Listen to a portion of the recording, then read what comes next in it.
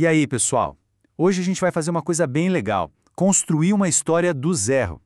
Vamos pegar as ferramentas dos grandes mestres para entender como se cria uma narrativa que fica na memória. Então, o nosso roteiro vai ser esse aqui. A gente começa com a história de uma frase só, depois passa para o esqueleto da narrativa, como forjar um herói de verdade, criar aquela cena perfeita e, por fim, como encontrar uma voz única.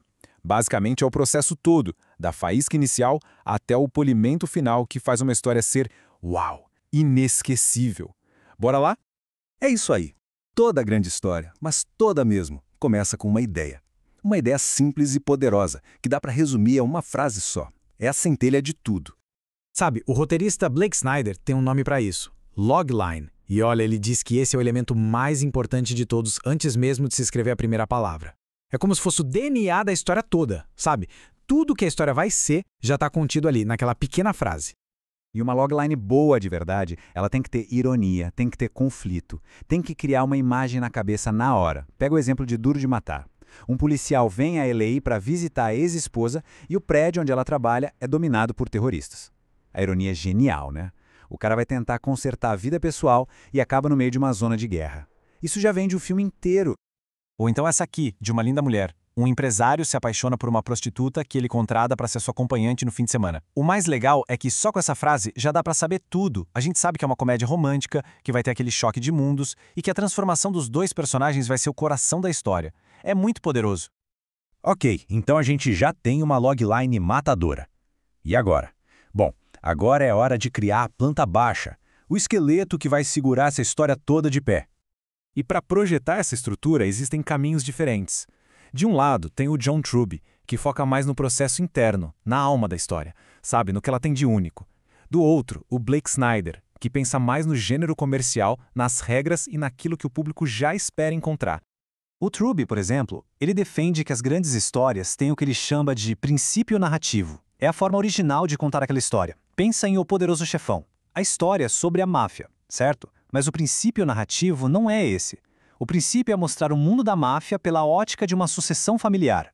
Isso transforma um filme de crime numa tragédia sobre poder. É genial. Já o Snyder, com a sua beat sheet, oferece um mapa bem prático.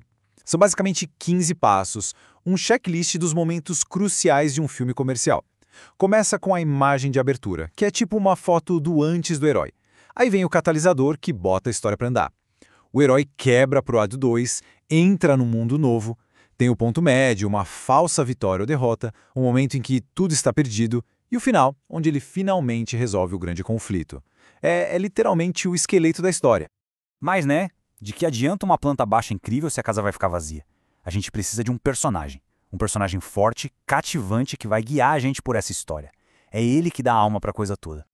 E para entender a jornada desse personagem, o John Truby tem uma fórmula, parece matemática, mas é elegantíssima. É F vezes A igual a M. Parece estranho, né? Mas é uma ferramenta incrivelmente poderosa para a gente desenhar o arco de transformação de um herói. Vamos decodificar. F é de fraqueza. A fraqueza moral, psicológica que o personagem tem no início. A é de ação, o que ele faz para tentar superar essa fraqueza. E M é a mudança, a transformação que ele sofre no final. Pega o Michael Corleone de novo. A fraqueza dele? Ele é um outsider, quer ficar longe dos negócios da família.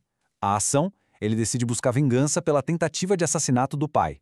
E o resultado? A mudança? Ele se torna um novo Dom, mais tirânico e frio que o próprio pai. A fórmula fecha direitinho.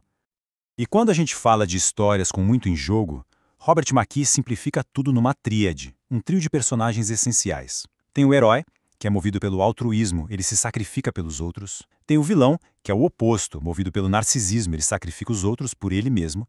E no meio tem a vítima, a pessoa inocente que o vilão ameaça e que dá ao herói o motivo para agir. É a dinâmica básica do conflito. Beleza? Já temos a planta da casa, já temos os moradores. Agora a gente precisa construir as paredes, tijolo por tijolo. E esses tijolos são as cenas. Vamos dar um zoom e olhar bem de perto como se constrói uma cena perfeita. E para Robert McKee, uma cena não é só gente conversando. Cada fala é uma ação. Nada é por acaso.